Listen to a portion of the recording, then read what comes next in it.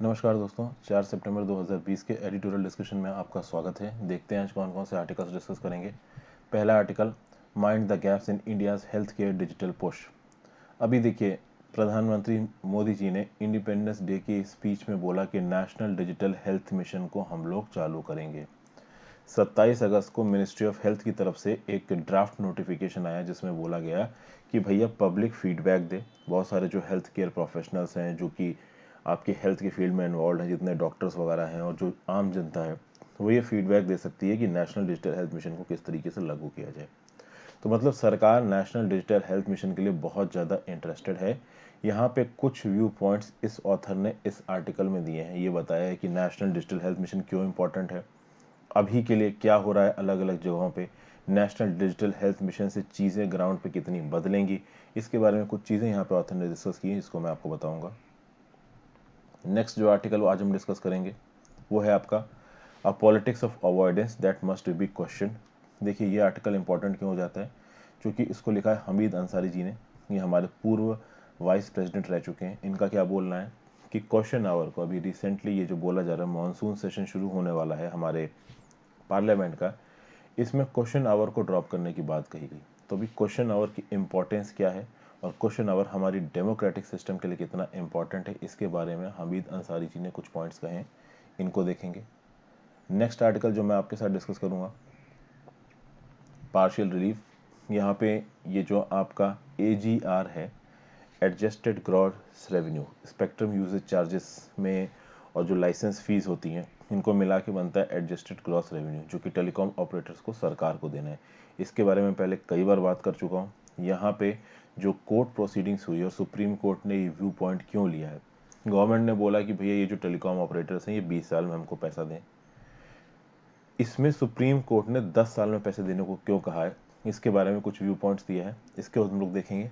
Next article जो editorial में आ रखा है वो है लॉयल्टी टेस्ट। अब ये कांग्रेस के खिलाफ, या फिर कह सकते हो कि जो 23 सीनियर कांग्रेस लीडर्स हैं, उन्होंने कांग्रेस की फंक्शनिंग के खिलाफ कुछ बातचीत कही गई थी। अभी कांग्रेस की इनर पार्टी किस तरीके से काम कर रही है, उसमें ना जाते हुए मैंने उस आर्टिकल को स्किप कर दिया है। फिर ये बात कही जा रही है, वही इंडिपेंडेंस डे की स्पीच में मोदी साहब ने कहा था कि जो वुमेन की मिनिमम एज है शादी की, उसको बढ़ा के 21 साल करा जाए। तो यहाँ पे दो लेडीज़ हैं जो अपना व्यू पॉइंट्स दे रही हैं, एक है मधु मेहरा जी, एक और है। इनके कुछ एक या दो इंपॉर्टेंट पॉइंट्स को मैं आपको बताऊंगा। फिर नेक्स्ट आर्टिकल है टुवर्ड्स इंक्लूसिव सिलेबाई। यहाँ बहुत अच्छा आर्टिकल लगा मुझे, बहुत सच में ये आर्टिकल बहुत अच्छा है। CBSE का जो सिलेबस है ना, उसके ऊपर यहाँ पे कुछ सवाल उठाए गए हैं, खासकर जो CBSE का हिस्ट्री का सिलेबस है। CBSE के हिस्ट्री को सिलेबस को किस तरीके से रिफॉर्म किया जा सकता है, CBSE का जो सिलेबस है वो अलग अलग रीजन्स में किस तरीके से हो सकता है। तो या तो उसको आप ओवरऑल इंक्लूसिव कर दीजिए, या फिर आप उसको रीजन के वाइज कर दीजिए। अभी CBSE का सिलेबस में अभी जो सिलेबस है उसमें क्या खामियां हैं, इसके बारे में इस आर्टिकल में बात करी गई है, इसको मैं समझाऊंगा। और इसके साथ मैं थोड़ा कनेक्ट भी कर सकता हूँ, क्योंकि मैं खुद ही आपको NCERT पढ़ा रहा हूँ, तो कुछ एक्स्ट्रा बातें मैं आपको यहाँ पे बता सकता हूँ। एक आर्टिकल निकलता है यहाँ प्रणब दा को लेके। देखिए, प्रणब दास जी हमारे पूर्व राष्ट्रपति, बहुत इंपॉर्टेंट मेंबर रहे हैं ये कांग्रेस के। इनके बारे में कुछ चीज़ें लिखी हुई हैं। देखिए, इस आर्टिकल को तो मैं डिस्कस नहीं कर रहा हूँ, लेकिन प्रणब दास जी का जो आप कह सकते हो, जो कुछ भी उन्होंने हमारे देश के लिए किया है वो सच में बहुत इंपॉर्टेंट है। वैसे तो वो कांग्रेस पार्टी के साथ एसोसिएटेड रहे हैं, बट फिर भी आप देखोगे जो उनके अचीवमेंट्स लाइफ में बहुत बड़े हैं, और आप कह सकते हो कि he was a true nationalist. तो उनकी बायोग्राफी मैंने सोची है कि मैं कवर करूँगा। और प्रणब दास जी इतने इंपॉर्टेंट है कि इससे रिलेटेड UPSC में एक सवाल भी बन सकता है। अच्छा, मैं आपको एक बात बताता हूँ, पता नहीं आप में से कितने लोगों को उसके बारे में पता है। अक्टूबर 1984 में जब इंदिरा गांधी जी का असैसिनेशन हुआ था, इंदिरा गांधी जी को मार दिया था दो सिख बॉडीगार्ड्स ने उन्हीं के, उसके बाद इस बात पे डिबेट उठी कि देश का प्रधानमंत्री कौन बनेगा। आपको पता है, इंदिरा गांधी जी के बाद देश का प्रधानमंत्री बनना चाहिए था उस समय पर प्रणब दास जी को। और बहुत सारे कांग्रेस वर्किंग कमेटी के लोगों ने उस समय पर बोला कि प्रणब दास जी को प्रधानमंत्री बनाइए, लेकिन बना कौन, राजीव गांधी, क्योंकि राजीव गांधी बेटे थे आपके इंदिरा गांधी के। और उस समय पे आप देखोगे कि प्रणब दास जी के बीच में और राजीव गांधी जी के बीच में कुछ प्रॉब्लम्स हो गई थी, जिसके चलते राजीव गांधी जी ने प्रणब दास को पार्टी से निकाल दिया। बाद में प्रणब दास की फिर से राजीव गांधी जी के साथ बन गई और बाद में वो कांग्रेस पार्टी में इन्वॉल्व रहे। तो बड़ी इंटरेस्टिंग स्टोरीज हैं जब हम बात करते हैं प्रणब दास जी की। तो यहाँ पे तो नहीं, बट मैं आपके साथ डिस्कस जरूर करूंगा प्रणब दास जी के बारे में। आगे बढ़ने से पहले दोस्तों वही बातें, अगर अब तक टेलीग्राम चैनल ना ज्वाइन किया हो तो ज्वाइन कर लीजिए। टेलीग्राम चैनल में मैं इस लेक्चर की पीडीएफ को अपलोड करूँगा, साथ साथ में जितनी भी वीडियोस बनाता हूँ सब के जो नोटिफिकेशंस है वो आपको टेलीग्राम चैनल पे मिल जाएंगे। अगर आपको यूपीएससी की प्रिपरेशन से रिलेटेड डाउट पूछना है तो आप मुझे इंस्टाग्राम पे फॉलो कर सकते हैं, और कुछ भी और पूछने के लिए, मेरे साथ जुड़ने के लिए आप चैनल पे ज्वाइन मेंबरशिप बना सकते हैं। अगर आप ज्वाइन करते हैं मेरे चैनल को तो कुछ एक्स्ट्रा वीडियोस आपको मिलेंगी, जैसे आप यहाँ पे देख सकते हैं। स्पेक्ट्रम के एमसीक्यूज ले लीजिए, लक्ष्मीकांत के एमसीक्यू ले लीजिए, इन्वायरमेंट से रिलेटेड एमसीक्यू भी मैं आगे आने वाले समय में बनाने वाला हूँ। तो इंपॉर्टेंट चीज़ें, कुछ एक एक्स्ट्रा पुश मिलेगा आपको अपनी प्रिपरेशन में अगर आप चैनल मेंबर बनते हो तो। चलिए अब हम आते हैं अपने पहले आर्टिकल पे, mind the gaps in India's health care digital push. While the digitisation of health care data could help, what many Indians face are unaddressed issues in the health sector।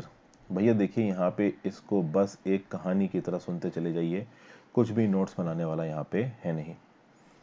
प्रधानमंत्री जी ने इंडिपेंडेंस डे की speech दी red fort से, और ये बोला कि national digital health mission हम लोग चालू करेंगे। पहली चीज़। बाद में 27 अगस्त को मिनिस्ट्री ऑफ हेल्थ की तरफ से नोटिफिकेशन आया कि 3 सितंबर तक सब लोग अपना फीडबैक दीजिए, पब्लिक कमेंट दीजिए। एक हफ्ते से उस टाइमलाइन को आगे बढ़ा दिया गया।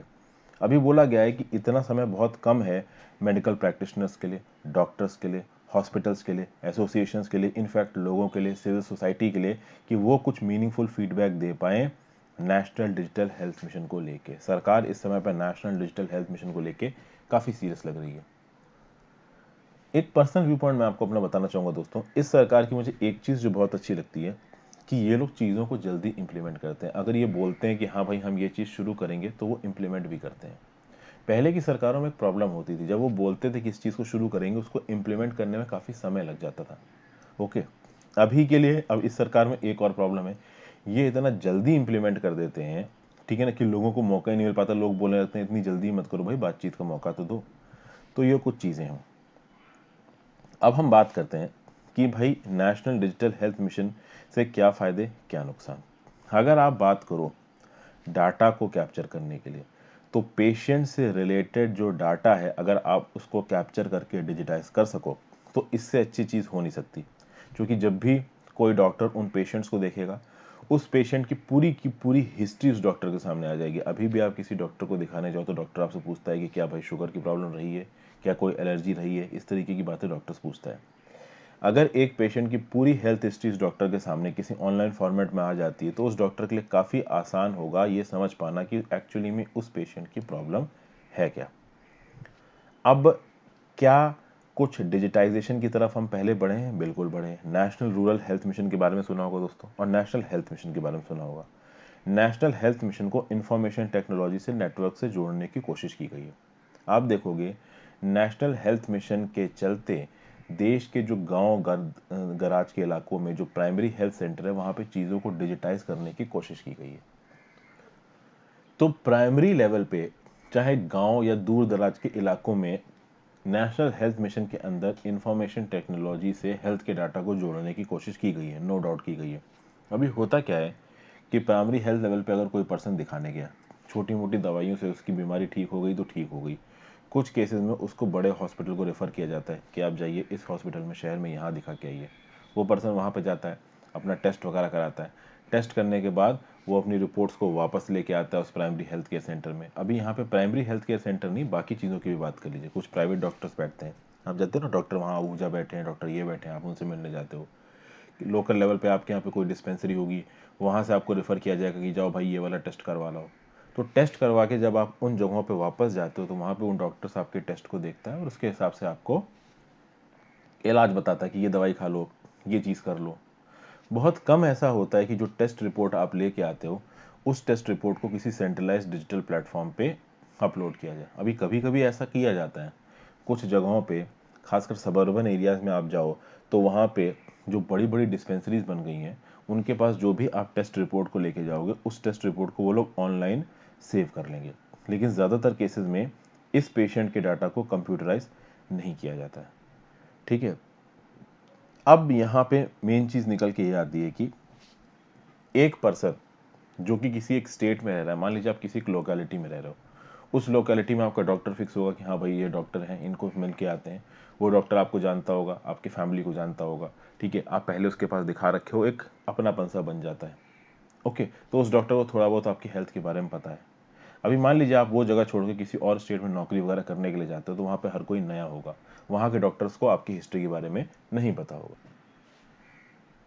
अब यहाँ दो स्कीम्स के बारे में बात की गई है, राष्ट्रीय स्वास्थ्य बीमा योजना, आयुष्मान भारत प्रधानमंत्री जन आरोग्य योजना। इन दोनों में कहीं ना कहीं हेल्थ इंश्योरेंस की बात होती है। आपको कुछ हेल्थ इंश्योरेंस कार्ड दिए जाते हैं। वो हेल्थ इंश्योरेंस कार्ड जब तक आप एक स्टेट में रह के अपना इलाज करवा रहे हो तब तक तो ठीक चलते हैं। मान लीजिए आपको अपना स्टेट छोड़ के कहीं और जाना पड़ गया तो प्रॉब्लमेटिक होता है। तो यहाँ पे बोला जा रहा है कि एक सेंट्रलाइज्ड प्लेटफॉर्म की जरूरत है। अभी ऑथर ये कह रहा है कि भाई देखिए, ये जो बीमा योजना के अंदर आपको हेल्थ कार्ड मिलता है, इंश्योरेंस कार्ड मिलता है, राष्ट्रीय स्वास्थ्य बीमा योजना के अंदर, आयुष्मान भारत योजना के अंदर, इन हेल्थ कार्ड्स को पैन इंडिया के बेसिस पे प्रॉपरली एग्जीक्यूट किया जाए, इनकी ऑनलाइन रिपोर्टिंग हो, ये ज़्यादा ज़रूरी है बस बजाय कि आप एक नया ऑनलाइन प्लेटफॉर्म बना दो। ये सब बातें यहाँ पे कही जा रही हैं, लेकिन ऑथर एक और बात यहाँ पे बोल रहे हैं। देखिए, हेल्थ एक स्टेट का सब्जेक्ट है। एक स्टेट गवर्नमेंट के पास हेल्थ के फील्ड में सारी चीज़ों को करने की ताकत है। अभी कभी ऐसा हुआ है क्या, कभी कोई स्टेट गवर्नमेंट ये बोलेगी क्या कि हेल्थ डाटा को आप नेशनल लेवल पे डिजिटाइज करो? बहुत कम ही होगा कि जो स्टेट गवर्नमेंट है वो ऐसा बोलेगी। कभी कोई एसोसिएशन ऑफ डॉक्टर्स या सिविल सोसाइटी ऑर्गेनाइजेशन ने कहा है? इक्का दुक्का कभी बोल दिया हो तो बोल दिया हो, नॉर्मल कर ऐसा नहीं बोला जाता है। तो देखिए, अगर आप ओवरऑल हेल्थ डाटा को एक सेंट्रलाइज जगह पे मेंटेन कर देते हो तो इसमें बुराई कुछ नहीं है, इनफैक्ट अच्छा ही है। आधार देखिए, आधार पूरे देश के सिटीजन्स के जो बायोमेट्रिक्स हैं उसको मेंटेन करता है। तो कहीं ना कहीं अगर आप किसी भी एक स्टेट के हो, मान लीजिए आप राजस्थान के हो, राजस्थान से आप उड़ीसा चले जाते हो, तो अपने आधार ऑथेंटिकेशन के बेसिस पे आप उड़ीसा में जाके कुछ चीज़ों का फ़ायदा उठा सकते हो। कुछ कुछ ऐसे ही फायदे आपके इस चीज़ से भी हो सकते हैं अगर नेशनल डिजिटल हेल्थ मिशन के अंदर आप एक सेंट्रलाइज डाटाबेस बना देते हो, लेकिन कुछ नुकसान भी हैं उसके। हमारे देश में जो आधार कार्ड बनाए गए हैं, वोटर आईडी कार्ड बनाए गए हैं, हमने अक्सर कर देखा है इसमें बहुत सी गलतियां होती हैं। जो अगर आप एक सेंट्रलाइज डाटाबेस बनाते हो मेडिकल रिकॉर्ड्स का, तो उसमें भी गलतियां होंगी। और मेडिकल रिकॉर्ड्स में अगर गलतियां निकल के सामने आती हैं तो बहुत सी प्रॉब्लम आने वाली है, ऐसा ऑथर बोल रहा है। क्योंकि आप देखिए, अगर हर जगह पे आप चीज़ों को डिजिटाइज करो, ये जो सेंट्रलाइज प्लेटफॉर्म है ये क्या करने की कोशिश करेगा कि मान लीजिए आप किसी एक लेबोरेटरी में गए, लेबोरेटरी में जाके अपना ब्लड टेस्ट कराया। अभी वो जो ब्लड टेस्ट की रिपोर्ट होगी वो लेबोरेटरी वाला नेशनल डिजिटल हेल्थ मिशन के सेंट्रलाइज सॉफ्टवेयर पर अपलोड करेगा। ओके, फिर जैसे आप डॉक्टर के पास जाओगे, उस डॉक्टर से बोलोगे कि सर देखिए ये मेरा एक्नॉलेजमेंट नंबर है, इस नंबर पे मेरी रिपोर्ट अवेलेबल है, तो डॉक्टर उस एक्नॉलेजमेंट नंबर को खोल के रिपोर्ट देख सकता है। मान लीजिए आपने किसी प्राइवेट कंपनी का बीमा लिया है या फिर सरकारी स्कीम का बीमा लिया है, उस बीमा की स्कीम के अंदर जो भी आपका खर्चा हुआ आपके इलाज में, आप उसको क्लेम करना चाहते हो, तो आप उस पर्टिकुलर बीमा वाले जो एजेंसी है, सरकारी हो चाहे प्राइवेट, उससे बोलोगे कि भैया वो सेंट्रलाइज डिजिटल हेल्थ केयर में खोल के देख लो, मेरा डाटा है, उसके हिसाब से मेरा कवर दे दो।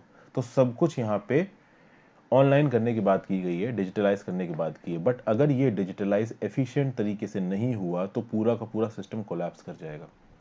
ये बात बोली जा रही, मतलब कि जब हेल्थ के फील्ड में डाटा रिपोर्टिंग की बात हो रही है तो वो डाटा रिपोर्टिंग परफेक्ट होनी चाहिए, क्योंकि अगर वो परफेक्ट नहीं है तो उसके नुकसान बहुत होंगे। प्लस यहाँ पे एक और चीज़ निकल के आती है, कॉस्ट इन्वॉल्व। भैया कॉस्ट इन्वॉल्व एक बहुत मेजर रोल प्ले करेगा यहाँ पे। कैसे, मैं आपको बताता हूँ। इस तरीके का जब आप एक सेंट्रलाइज डाटाबेस बनवाओगे तो आप एस्टिमेट करोगे तो थाउजेंड्स ऑफ करोड़ रुपीस का खर्चा होने वाला है इस तरीके का सेंट्रलाइज डाटाबेस बनवाने में। इसका पैसा कौन देगा, ये एक बड़ी प्रॉब्लम है। प्लस जब आप इस तरीके का सेंट्रलाइज डाटाबेस बनवाओगे तो उसको ऑपरेट करने का भी अपना एक स्पेसिफिक तरीका होगा। वो तरीका आपको अलग अलग मेडिकल प्रोफेशनल्स को सिखाना पड़ेगा। अभी के लिए डाटा कंपाइलेशन के लिए एक प्रोग्राम है, आपने सुना होगा, integrated disease surveillance programme, health management information system.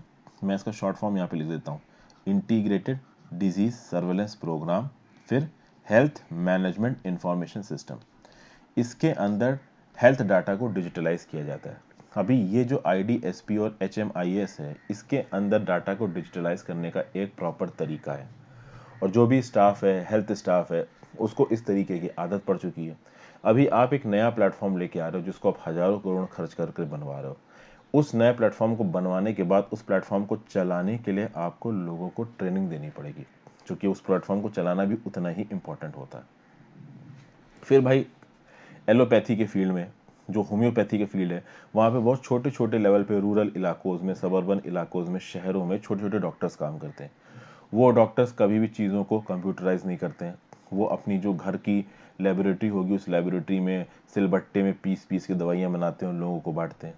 तो भैया किसी को पेट की प्रॉब्लम है, किसी की गठरी में दर्द है, तो लोग उनके पास जाते हैं, वो उनको दवाइयाँ बना के देते हैं। वो कभी भी चीज़ों को डिजिटलाइज नहीं करते। वहाँ पे काम होता है म्यूचुअल ट्रस्ट पे, पर्सनल मेमोरी पे। उनसे आप बोलो कि आप कंप्यूटर्स में डाटा को फीड करो, ये बहुत मुश्किल है। तो ये कुछ इंपॉर्टेंट प्रॉब्लम्स बताई जा रही हैं इस नेशनल डिजिटल हेल्थ मिशन के इम्प्लीमेंटेशन में। और ये जो नेशनल डिजिटल हेल्थ मिशन वाला मुद्दा है, ये बहुत लंबे समय तक रहने वाला है दोस्तों। तो इसके ऊपर तो अभी बहुत से आर्टिकल्स आगे आएंगे, तब भी इसके बारे में बात होगी। अब आते हैं a politics of avoidance that must be question. The dropping of question hours which helps the government feel the nation's pulse goes against the grain of democracy. Recently हुआ क्या है? ये हुआ है कि भैया देखिए, मानसून सेशन होने वाला है। इसको मैंने कल के करंट अफेयर्स में भी कवर किया था। मानसून सेशन होने वाला है। उस मानसून सेशन में ये बोला जा रहा है कि भैया क्वेश्चन आवर को ड्रॉप कर देंगे। मैंने क्वेश्चन आवर बताया कि पहला आवर किसी भी लोकसभा या राज्यसभा की प्रोसीडिंग में क्वेश्चन आवर होता है, बाद में जीरो आवर होता है और बाद में दिन का काम आता है। कभी कभी जीरो आवर को पहले कर देते हैं, क्वेश्चन आवर को बाद में कर देते हैं। वो डिपेंड करता है कि जो लोग हैं, जो पार्लियामेंट के मेंबर्स हैं, वो किस तरीके की अपनी प्रोसीडिंग्स को आगे लेके जाना चाहते हैं। अब देखिए, जो हमारा पार्लियामेंट्री सिस्टम ऑफ गवर्नमेंट है, उसका बेस क्या है? उसका बेस ये है कि एक इलेक्टेड इलेक्टोरेट है, यानी जो लेजिस्लेचर है, जो मेंबर ऑफ पार्लियामेंट है, उनको लोगों ने चुना है, वो आए हैं। और इस इलेक्टोरेट में से जो मेजॉरिटी है, एग्जीक्यूटिव, उसने सरकार बना रखी है। ये एग्जीक्यूटिव लेजिस्लेचर को रिस्पॉन्सिबल है, अकाउंटेबिलिटी है। तो डेमोक्रेटिक गवर्नमेंट में एग्जीक्यूटिव से समय समय पे जो लेजिस्लेचर है वो सवाल पूछ सकता है।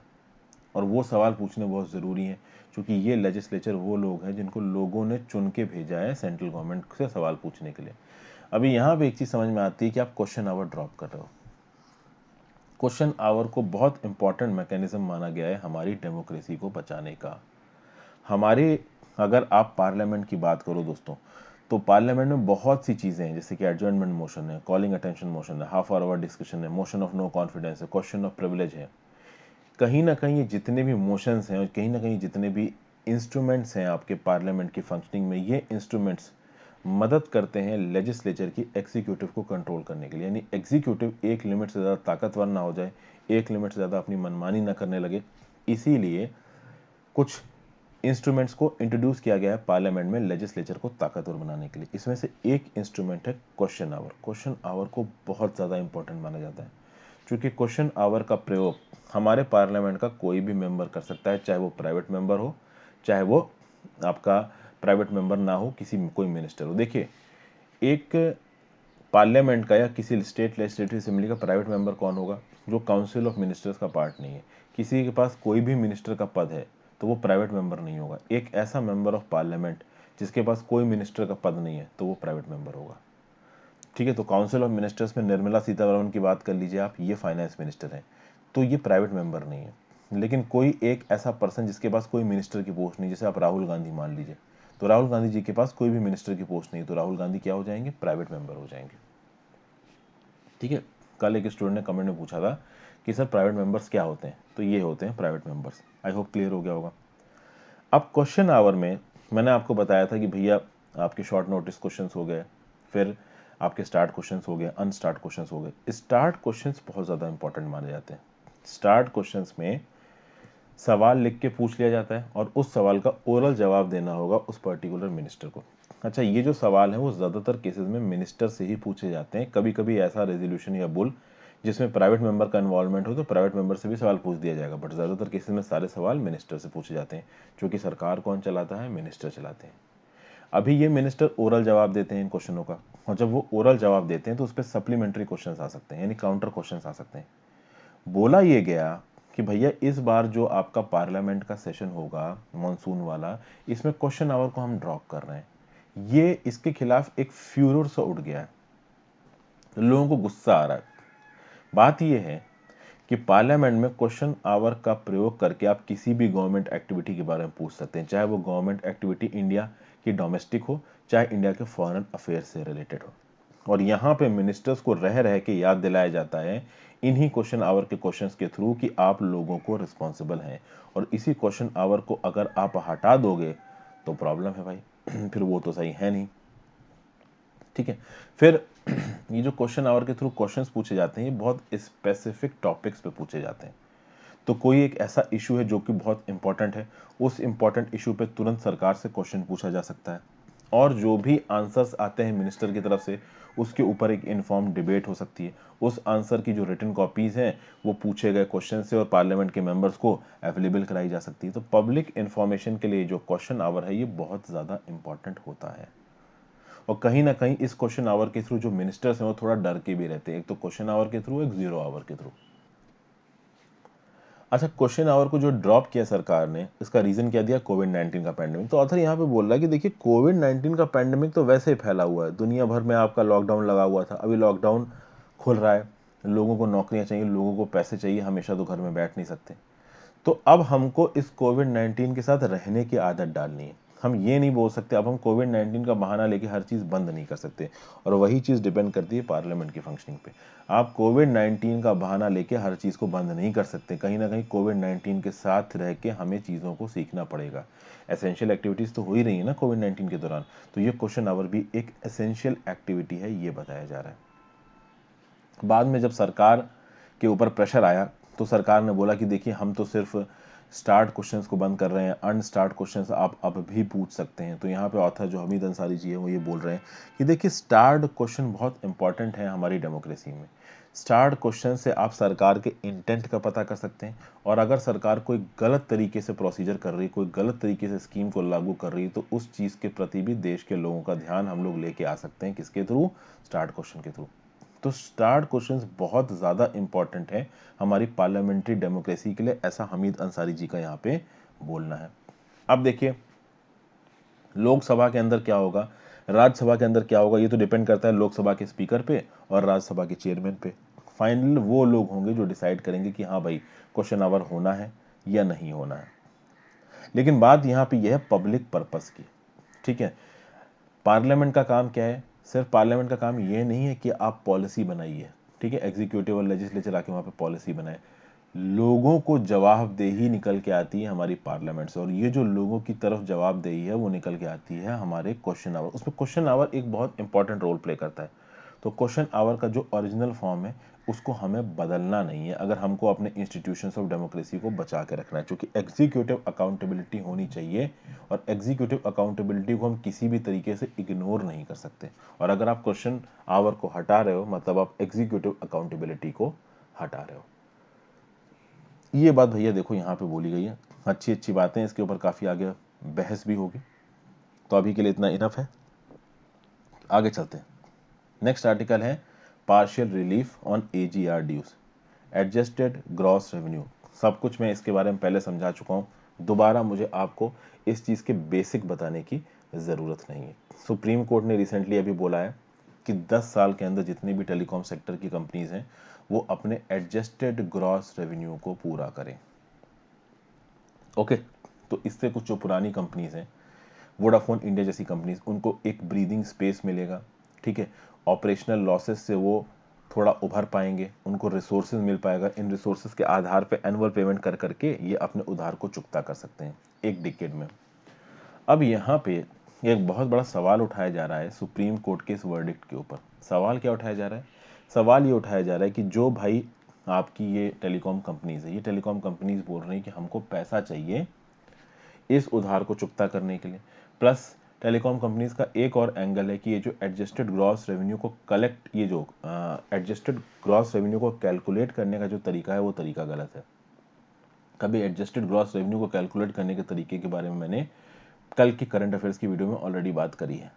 ठीक है, सरकार को, सेंट्रल गवर्नमेंट को समझ में आ गया है कि भैया देखिए अगर हम ज़रूरत से ज़्यादा टेलीकॉम इंडस्ट्री के गले को दबाएंगे तो बहुत प्रॉब्लम हो जाएगी, इसलिए हम 20 साल का टाइम देते हैं टेलीकॉम इंडस्ट्री को कि वो अपने उधार को चुकता करें। अभी सुप्रीम कोर्ट ये बोल रहा है कि जो 20 साल का टाइम है ये बहुत ज़्यादा है, 10 साल का टाइम इज़ इनफ। 10 साल के अंदर ये जो टेलीकॉम सेक्टर है वो अपने उधार को पूरा करे।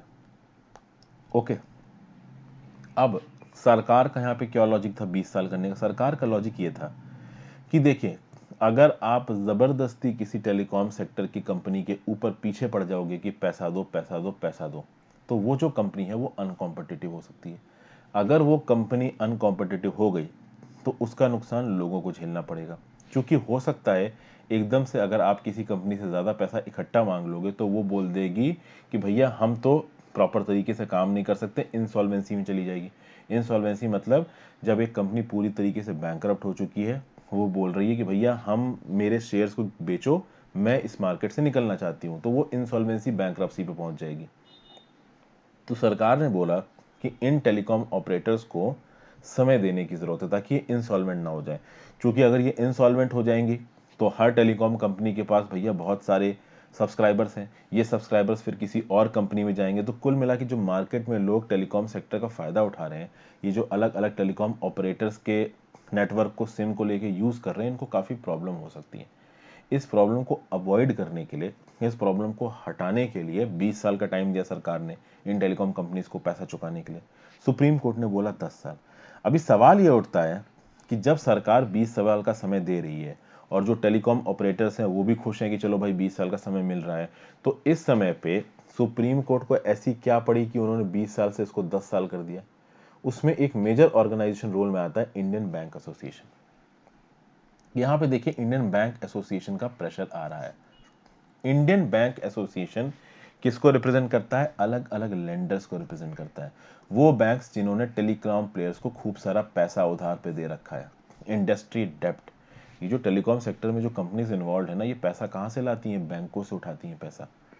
ठीक है, बहुत सारे टेलीकॉम सेक्टर की जो कंपनियां हैं वो तो इंसॉल्वेंसी और बैंक्रप्सी कोड के अंदर इंसॉल्वेंट हो गई हैं, उनका रेजोल्यूशन पेंडिंग है। 4 लाख करोड़ रुपया फंसा हुआ है, और इस 4 लाख करोड़ रुपए का जो मेजर चंक है वो बैंकों से लिया गया है। तो बैंक अपना पैसा वापस मांग रही है। तो ओवरऑल सुप्रीम कोर्ट में जब इस चीज़ पे बहस चल रही थी तो वहाँ पे इंडियन बैंकिंग एसोसिएशन भी इन्वॉल्व था। इंडियन बैंक एसोसिएशन ये बोल रही है कि भैया हमें हमारा पैसा तो लौटाओ।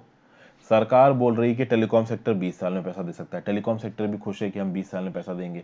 इंडियन बैंकिंग एसोसिएशन बोल रहा है कि हमारा एक बहुत बड़ा रेवेन्यू फ्लो फंसा हुआ है। तो यहाँ पे सुप्रीम कोर्ट ने ओवरऑल केस को सुना, और फाइनली पूरा केस को सुनने के बाद सुप्रीम कोर्ट ने क्या बोला कि 20 साल का जो टाइम पीरियड है वो बहुत ज़्यादा है, 10 साल का टाइम पीरियड हम इन टेलीकॉम सेक्टर्स को देते हैं पैसा चुकाने के लिए। अभी सुप्रीम कोर्ट के इस डिसीजन के अगेंस्ट ये जो टेलीकॉम इंडस्ट्रीज हैं ये क्यूरेटिव रिट पिटीशन डालती हैं या नहीं डालती हैं, ये तो देखने वाली बात है। क्यूरेटिव रिट पिटीशन मतलब कि जब सुप्रीम कोर्ट ऑलरेडी एक डिसीजन दे चुका है, उस डिसीजन को सुप्रीम कोर्ट खुद एक बार रिव्यू करे, उसके लिए क्यूरेटिव रिव्यू पिटीशन डाला जा सकता है। मोस्ट प्रॉब्ली कोई ना कोई टेलीकॉम प्लेयर ये क्यूरेटिव रिट पिटीशन डालेगा ही डालेगा। लेकिन सवाल ये उठता है कि कोर्ट ने यहाँ पे ये 20 साल से 10 साल किया क्यों? और जब कोर्ट ने 20 साल से 10 साल किया तो सुप्रीम कोर्ट ने कौन कौन से फैक्टर्स को यहाँ पे प्ले में लिया है, इस बात को समझना बहुत ज़रूरी है। First of all, the depressed levels of average revenue पर यूजर। दूसरा, the fraud competitive landscape when a new entrance tariffs has triggered a price for hurting revenues. यहाँ पे जियो की बात हो रही है। जियो एकदम से आया, उसने सारी जो डाटा है फ्री में बांटना शुरू किया। जब डाटा फ्री में बांटना शुरू हुआ तो बाकी टेलीकॉम सेक्टर्स के लिए प्रॉब्लम आ गई।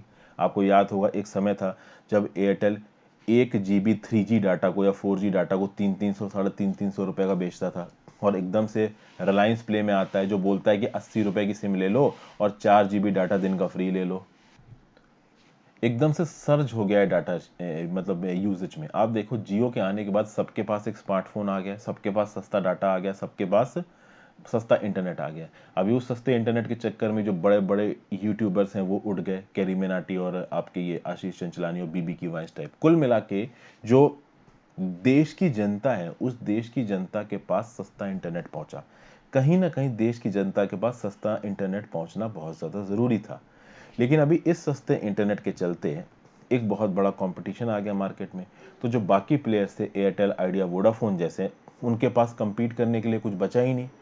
अगर जियो एक तरफ पे चीज़ें सस्ती बेचेगा तो कहीं ना कहीं उनको भी चीज़ें सस्ती करनी पड़ेंगी, नहीं तो वो अनकॉम्पिटिटिव हो जाएंगे।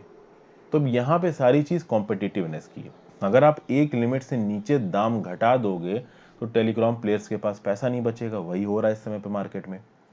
उसके चलते 5G नेटवर्क्स जिसमें बहुत तगड़ा इन्वेस्टमेंट होता है रिसर्च एंड मतलब उसके हार्डवेयर में, सॉफ्टवेयर को लगाने में 5G की तगड़ा इन्वेस्टमेंट होता है। तो जो टेलीकॉम सेक्टर है वो ऑलमोस्ट बैंकरप्ट चल रहा है। तो आने वाले समय में हमारे देश में 5G नेटवर्क्स को कब अडॉप्ट किया जाएगा, इसके ऊपर भी एक बहुत बड़ा सवाल है। यूके, यूएस, ऑस्ट्रेलिया जैसी कंट्रीज में तो 5G नेटवर्क्स का एप्लीकेशन शुरू हो चुका है और इंडिया में इसका इनिशियल फेज भी अभी शुरू नहीं हुआ।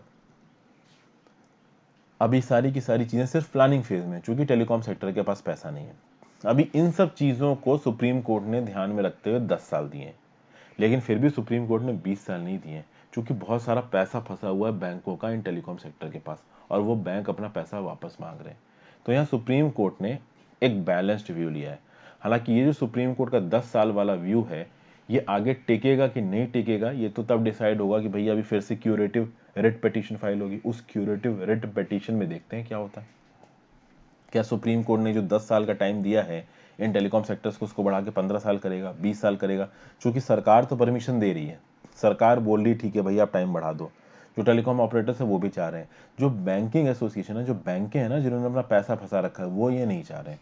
वो कह रहे हैं कि बहुत लंबे समय के लिए हमारा पैसा फंस जाएगा, इंटरेस्ट भी हमको ज़्यादा नहीं मिल रहा है, तो हमें हमारा पैसा वापस दो। तो यहाँ बहुत सारे इंटरेस्ट इन्वॉल्व हैं। अब वो तो समय ही बताएगा कि क्या होगा। आगे चलते हैं। Should the age of marriage for women be raised to 21? जैसा कि मैंने बताया आपको, इंडिपेंडेंस डे की स्पीच के दौरान मोदी साहब ने बोला है कि भैया 21 साल करो अब लड़कियों की शादी की एज, 20 या 21 साल करने की बात करी गई है। यहाँ पे कुछ व्यू पॉइंट्स दिए गए हैं, बहुत ज़्यादा बड़ा आर्टिकल है, बहुत डिटेल में तो मैंने डिस्कस नहीं किया, बट जो इंपॉर्टेंट व्यू पॉइंट्स हैं वो मैं आपको बता रहा हूँ। देखिए क्या लिखा है। There is no evidence that tinkering with the age of marriage will benefit women in any way. एक व्यू पॉइंट जो कि मैं आपसे चाहता हूँ कि आप याद रखो, वो मैंने लिख दिया। देखिए, जब भी आप मिनिमम एज ऑफ मैरिज को बढ़ाओगे, मान लीजिए 18 से आप 21 साल करते हो, ये बहुत कॉन्ट्रो प्रोडक्टिव हो सकता है। ये मधु मेहरा जी बोल रही हैं, इनका पॉइंट बहुत अच्छा है, इस पॉइंट को आप कोट कर सकते हो कहीं पे। मिनिमम एज ऑफ मैरिज मतलब मैंडेटरी एज नहीं होती है। होता क्या है दोस्तों कि अगर 21 साल से कम में अगर आप लड़कियों की शादी की एज को 21 साल करते हो, तो उस केस में होगा क्या कि 21 साल से कम की एज में अगर कोई लड़की अपनी मर्जी के हिसाब से शादी करती है, तो वहां पे जो पेरेंट्स हैं वो इस नियम कानून का गलत तरीके से इस्तेमाल कर सकते हैं। मतलब कि आप 21 साल अगर लड़की की शादी की उम्र कर रहे हो, तो मतलब 21 साल तक अपने पर्सनल मैटर्स में वो लड़की कोई डिसीजन ले पाए, इस चीज से आप उस लड़की को रोक रहे हो।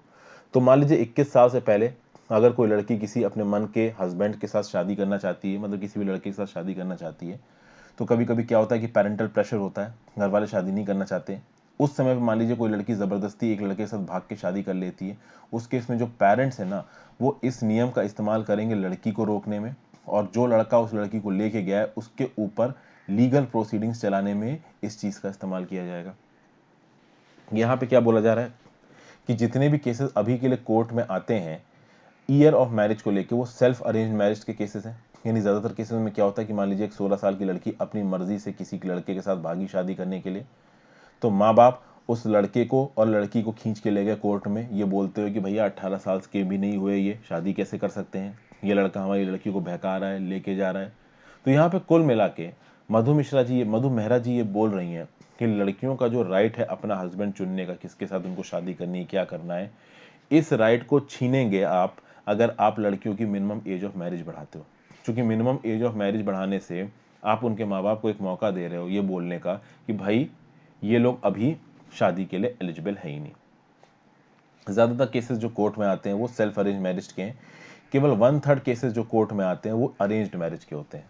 कि मान लीजिए लड़का लड़की की शादी हो गई, अभी शादी के बाद काफी बवाल हो रहा है, दहेज मांगा जा रहा है, कॉम्पेटिबिलिटी नहीं हो रही, लड़का लड़की को मार रहा है, डोमेस्टिक वायलेंस हो रहा है, तो उस केस में कभी कभी आपके डाइवोर्स के लिए केसेस आ जाते हैं। कि मान लीजिए 18 साल से कम की बच्ची की शादी कर दी आपने 17 साल की उम्र पे, अभी उसका हस्बैंड उसको मारता है, उसको प्रताड़ना देता है, कॉम्पेटिबिलिटी नहीं बैठ पा रही है, तो यहाँ पे उम्र को लेके जो दोनों फैमिलीज हैं वो कोर्ट में पहुंच जाती हैं और कोर्ट से बोलती हैं कि भैया डाइवोर्स करा दो, क्योंकि ये जो मैरिज है वो लीगल नहीं है। क्यों लीगल नहीं है? क्योंकि 18 साल की नहीं हुई लड़की। तो कुल मिला के ये जो 18 साल अभी जो लीस्ट एज बना रखी है ना लड़की की शादी की, ये कहीं से भी पूरी तरीके से एप्लीकेबल होता नहीं है। क्योंकि जिन माँ बाप को शादी करनी है अपनी बच्ची की 18 साल से कम में, वो तो कर ही रहे हैं, ठीक है ना। वो तो कर ही रहे हैं। हाँ, एक लड़की अपनी मर्जी से भाग गई 18 साल से कम की उम्र में, तो उसके माँ बाप ज़बरदस्ती कोर्ट में ले जाके शादी को नलीफाई करने की कोशिश करेंगे। क्यों? क्योंकि उनको ये लगेगा कि भाई ये लड़की अभी शादी की उम्र के लायक ही नहीं, जबकि माँ बाप अपना पर्सनल वनडेटा वहाँ पे निकाल रहे होते हैं। और कभी कभी 18 साल से कम में अरेंज्ड मैरिज हो गई और मैरिज चल नहीं पाई तो तोड़ने के लिए आ गए। तो अगर इस 18 को आप 21 कर दोगे तो चीज़ें प्रॉब्लमेटिक हो जाएंगी। तो अगर आप 21 साल मिनिमम एज ऑफ मैरिज करते हो शादी की, तो 20 साल की कोई लड़की अपनी मर्जी के हिसाब से शादी करती है अपने मन के इंसान के साथ, और अगर मान लीजिए पेरेंट्स नहीं चाहते हैं तो पेरेंट्स इस नियम का इस्तेमाल करके उस लड़के को जेल करवा देंगे। तो इस तरीके की चीज़ें यहाँ पे होने लगेंगी। हादिया केस का एग्जाम्पल दिया यहाँ पे केरला हाई कोर्ट ने। हादिया अपने मन के आदमी से शादी करना चाहती थी, बट उसके पेरेंट्स ने इस चीज़ को चैलेंज किया ये बोल के कि वो अभी मिनिमम एज उसकी आई ही नहीं है। तो इस तरीके के बहुत से केसेस चल रहे हैं। यहाँ पे एक एक्ट है PCMA 2006 का, prevention of child marriage act 2006, जो कि ये बोलता है कि जो मिनिमम एज ऑफ मैरिज है वुमेन की वो 18 साल है और मेन की है 21 साल। अभी इस PCMA में एक चीज़ है दोस्तों, मान लीजिए कोई एक ऐसी लड़की है जिसकी 18 साल से कम की उम्र में शादी हो जाए, तो उस लड़की के पास ये ऑप्शन है कि वो अपनी शादी को कैंसिल करवा सकती है। PCMA एक्ट के अंदर एक लड़की अगर ये बोल देती है कि हाँ भाई, मान लीजिए एक लड़की है, वो 18 साल से कम की उम्र में उसकी शादी हो गई, ठीक है, वो उसकी 17 या 16 साल की उम्र पे शादी हो गई, तो PCMA एक्ट के प्रोविजंस के चलते वो लड़की डिवोर्स ले सकती है, सीधे सीधे बोल सकती है कि मुझे शादी में नहीं रहना है। लेकिन अगर वो लड़की अपनी मर्जी से बोलती है कि नहीं मैं इस शादी से खुश हूँ, मुझे इस शादी में रहना है, तो उस शादी को फिर नल एंड वॉइड नहीं किया जाएगा। ऑथर यहाँ पे ये बोल रहा है कि अगर आप शादी की मतलब लड़कियों की शादी की मिनिमम उम्र को 18 से 21 साल कर रहे हो, तो ये जो PCMA में है ना, ये आपको आगे भी करना पड़ेगा। मतलब कि आपने मिनिमम एज ऑफ शादी कर दी 21 साल लड़कियों की, उसमें मान लीजिए किसी एक लड़की की शादी हुई 19 साल पे, अभी उसके पेरेंट्स वहां पे उस केस को लेके पहुंचे कोर्ट में कि भैया ये तो शादी के लिए एलिजिबल ही नहीं है अभी ये लड़की, तो इसकी शादी अमान्य है।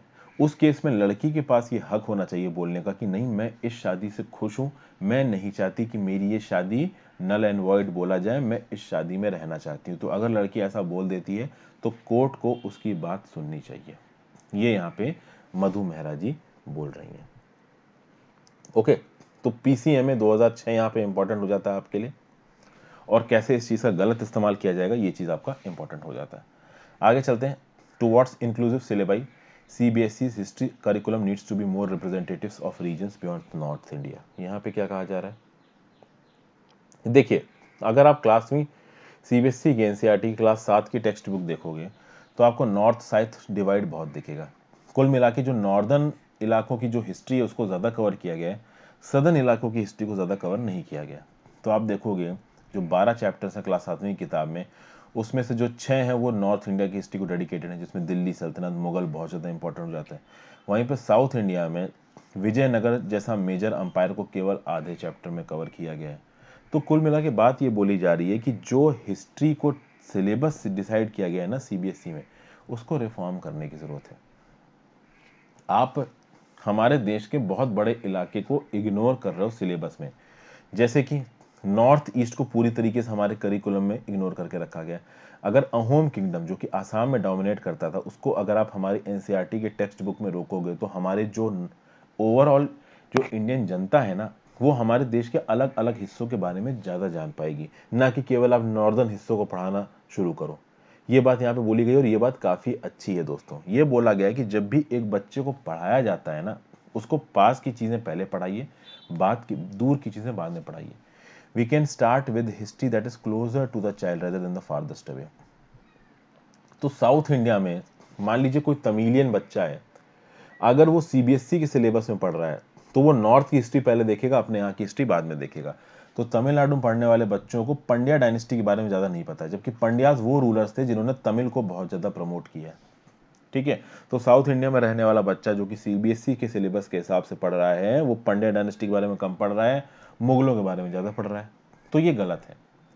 कहीं ना कहीं हमको या तो आप हिस्ट्री की टेक्स्ट बुक में कुछ इस तरीके से सिलेबस को रिफाइन करो कि हर जगह की हिस्ट्री इक्वल तरीके से दिखाई जाए, या फिर आप एक काम करो कि जहाँ पे वो बच्चा पढ़ रहा है वहाँ की लोकल हिस्ट्री को वो पहले सीखे और बाकी हिस्ट्रियों को वो बाद में सीखे।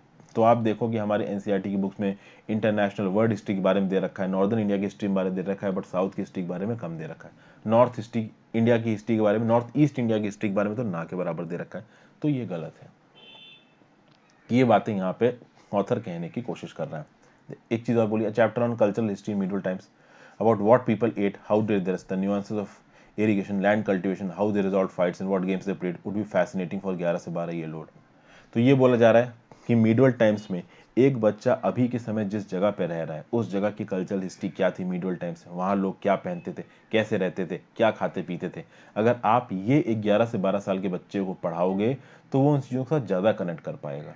एक तमिलनाडु में रहने वाला बच्चा नॉर्थ इंडिया के लोग क्या कर रहे थे कल्चरली सिर्फ ये सीखेगा तो वो मज़ा नहीं आएगा। उस चीज़ में मज़ा तब आएगा जब वो अपनी लोकल हिस्ट्री के बारे में पूछे, पूरे इंडिया के बारे में सीखे और पूरी दुनिया के बारे में सीखे, ना कि आपने सिलेबस में किसी एक पर्टिकुलर रीजन को ज़्यादा इंपॉर्टेंस दे दी। ये बात इस आर्टिकल में बोली गई है दोस्तों। ठीक है, तो सिलेबस से रिलेटेड ये एक इंपॉर्टेंट आर्टिकल था। अभी के लिए हमारा जो डिस्कशन है वो खत्म होता है। आई होप आपको ये डिस्कशन पसंद आया हो। Thank you for watching friends, have a great day.